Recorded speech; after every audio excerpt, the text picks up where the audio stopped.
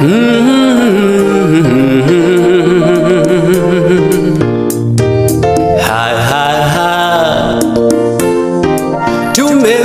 mkono wake Bwana.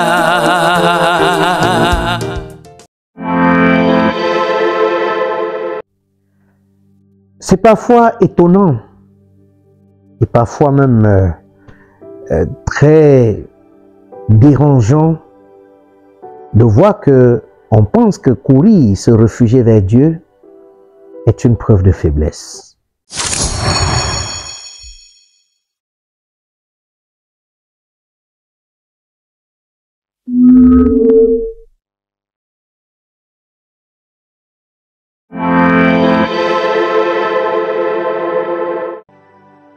Mes chers Vendrus, bonsoir. C'est vendredi, bienvenue à votre émission Us et les vendredis. Chercher la face de Dieu, est-ce une preuve de faiblesse ou de grandeur?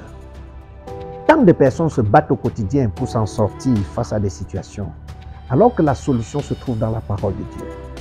Dieu, dans le livre de 1 Pierre, chapitre 5, le verset 7, déclare « Et déchargez-vous sur lui de tous vos soucis, car lui-même prend soin de vous. » Oui, il prend soin de vous.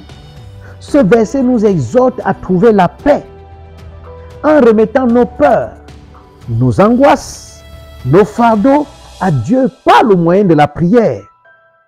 Ceci en lui faisant confiance qu'il se soucie de chaque aspect de notre vie et qu'il peut porter nos fardeaux.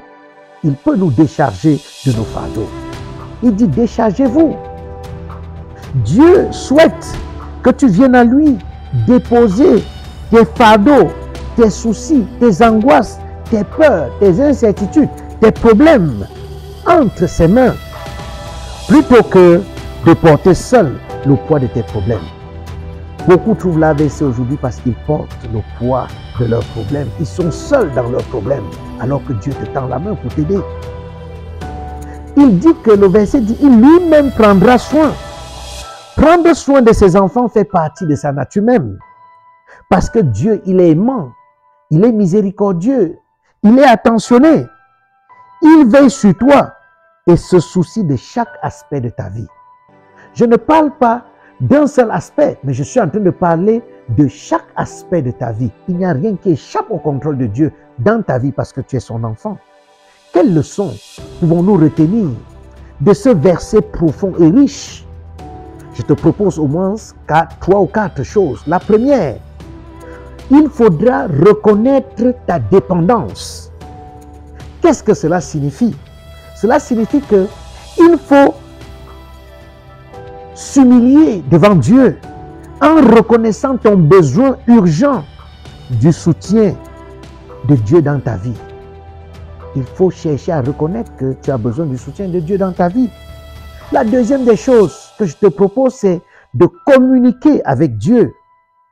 Au lieu de laisser l'inquiétude t'envahir, adresse-toi directement à Dieu dans la prière, en lui présentant des requêtes avec reconnaissance, parce que comme il a dit que tu décharges sur lui tes problèmes, il en prendra soin. Déjà, il trouvera la solution à tes problèmes. C'est pourquoi, en allant même présenter les problèmes à Dieu, il faut déjà lui dire merci, parce qu'il s'en occupera, il s'en chargera personnellement.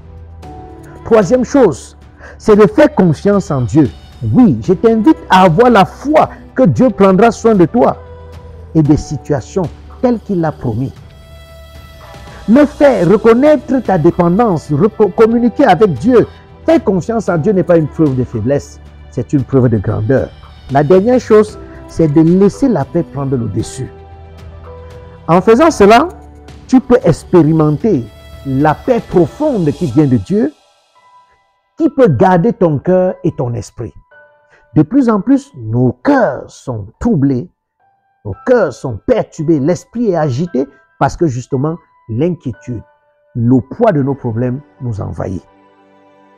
Je veux te dire, toi qui m'écoutes ce soir, quel que soit ce que tu traverses, je voudrais te dire que c'est possible d'éviter de vivre sous le poids de l'inquiétude et de l'anxiété, qui est un levier fort aujourd'hui pour créer des AVC inutiles dans la vie des enfants de Dieu.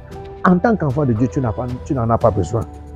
Oui, en Jésus, tu peux trouver la paix en te reposant sur l'amour, sur son amour et sa sollicitude.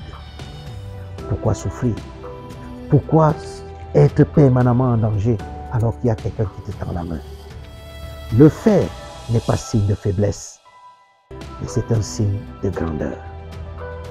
Faiblesse ou grandeur, tel était le titre de notre entretien de ce soir.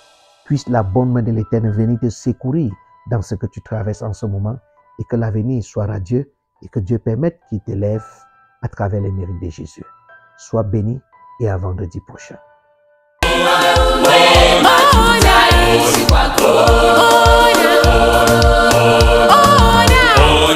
Ona